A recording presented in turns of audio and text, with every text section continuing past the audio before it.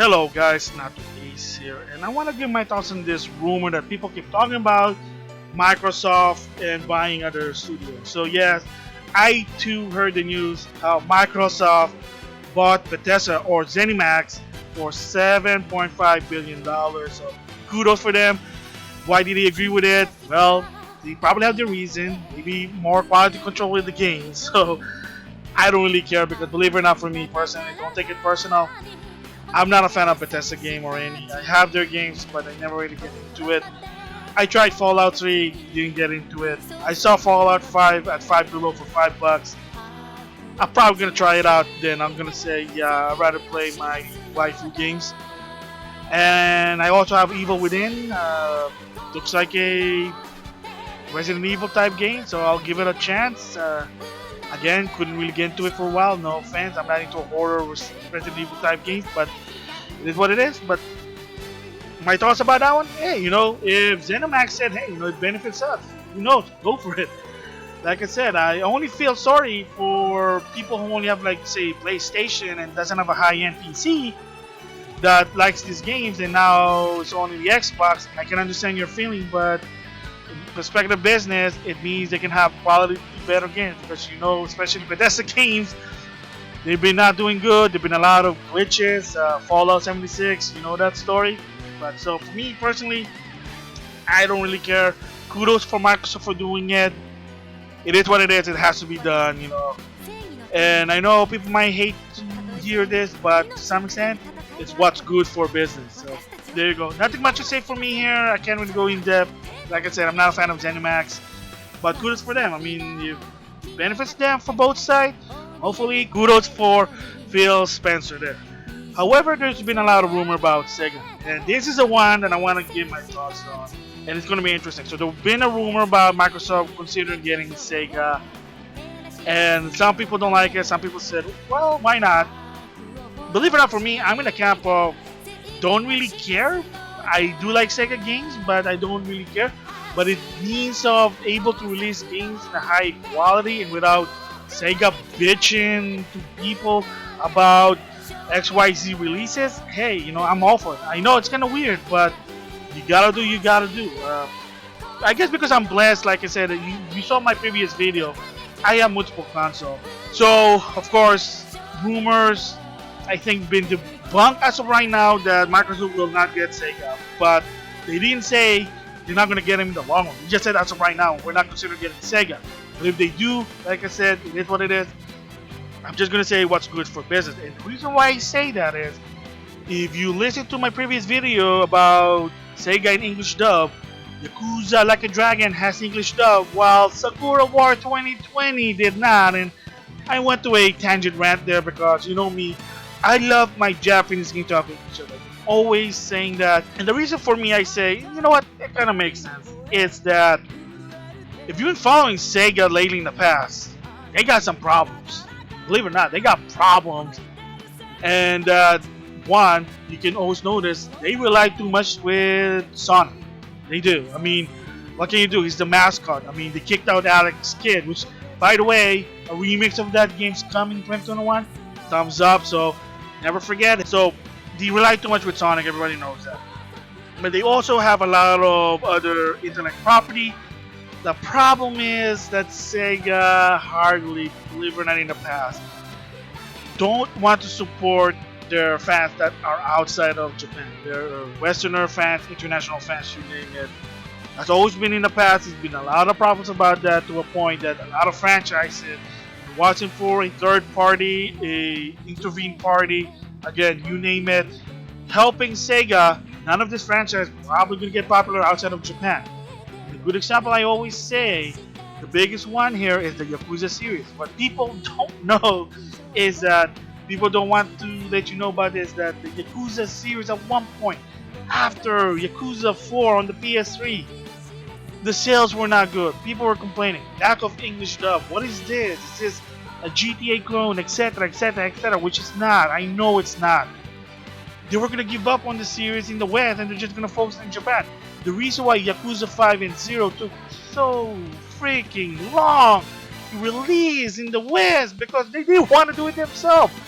And there've been a lot of rumor. Even Sega Japan said that a lot of Western fans are a bunch of whiny bitches. Like, I'm not kidding. I mean, if you follow the history of Sega, Sega of Japan and Sega of America, they don't see eye to eye. There's big problem. Peter Moore at one point called one of his bosses in Japan the F word.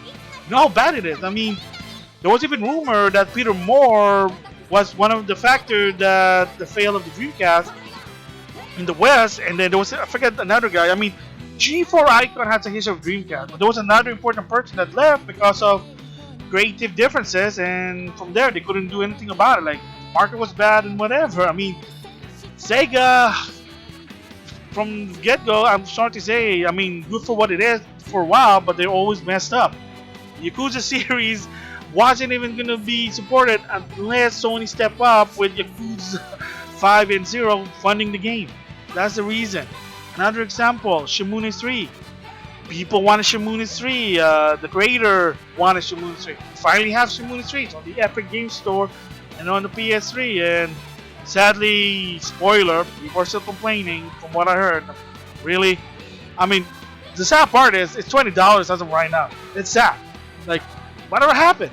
People keep wanting Shimune and okay, but the bottom line is, if you wanted Shimune 3, they had to do a Kickstarter. Sony had to help fund the game, and Sega didn't do jack squat. Just said, "Yeah, we give you our blessing." They don't want to spend money.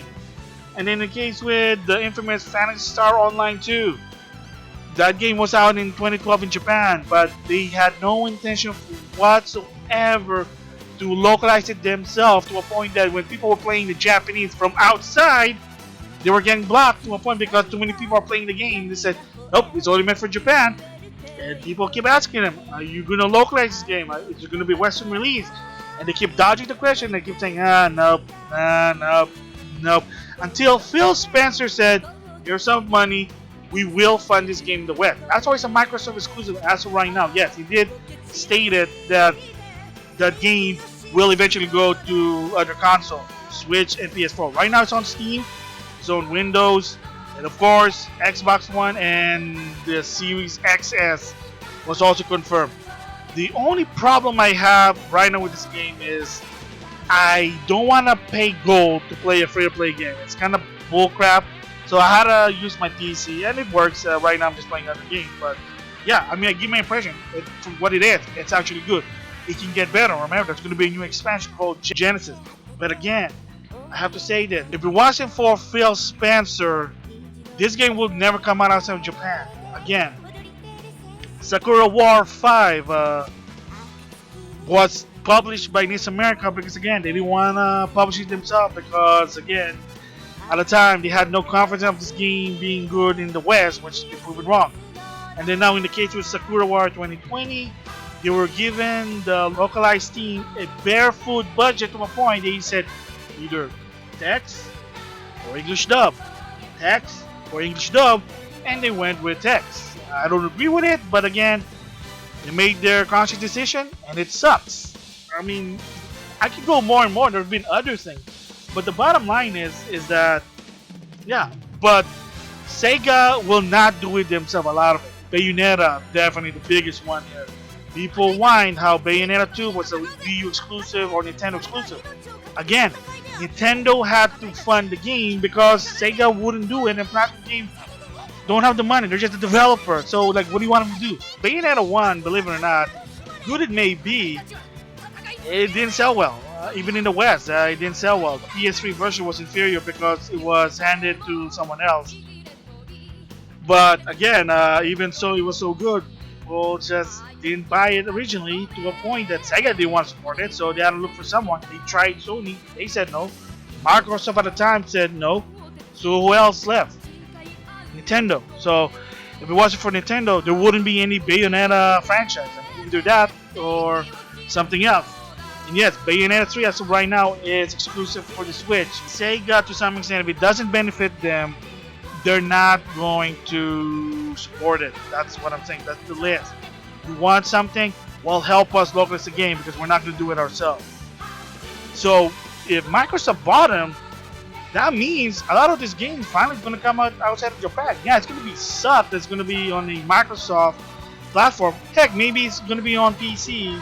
But again, you need a high-end PC to play this game. And if you're not a PC gamer and you don't understand all the specs, I do understand. But again, what's best for business? I'm sorry to say. If Microsoft backing, they're going to make a lot of money.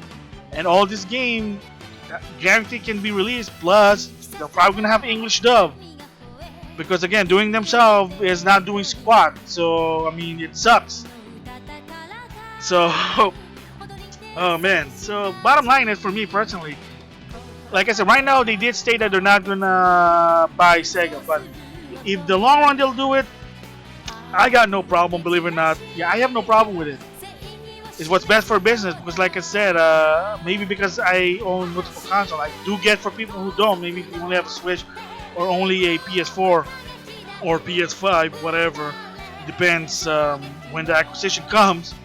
And you don't have a high-end PC, I do get it. But also, Phil Spencer, you gotta keep in mind it's also open. Like with Bethesda, with ZeniMax, they said it's a case-by-case basis. Like they'll allow you to release a game for another platform. Because Phil's mentality is way different than Don Matrix. He supports Game Pass, even though they're losing a lot of money. But for the consumer, they're very supportive about it. But the bottom line is, for the general audience, Series S, Ultimate Game Pass, you're done. That's all you need to do. You don't have to worry about $60, $70 bullshit game. You get variety of games. Yeah, maybe you might not have the game for you there, but for the general audience, they're probably not going to care. They just want to play this, play that, X, Y, and Z.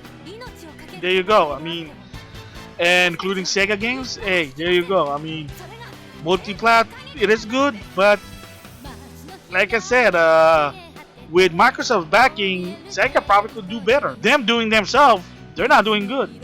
Yeah. I mean, it's a risk for them to get Atlas, but at least it benefited in the long run. It did, believe it or not. But still, not so much. So overall, I think, in my opinion, if it is true in the long run, if they do in the long run, 2021, 2022, I'm all for it. I can't do anything about it because, like I said, I am going to intend to get multiple console. Not just me anyway. So that's my thoughts. We'll just have to wait and see. So with that, I'll see you guys later.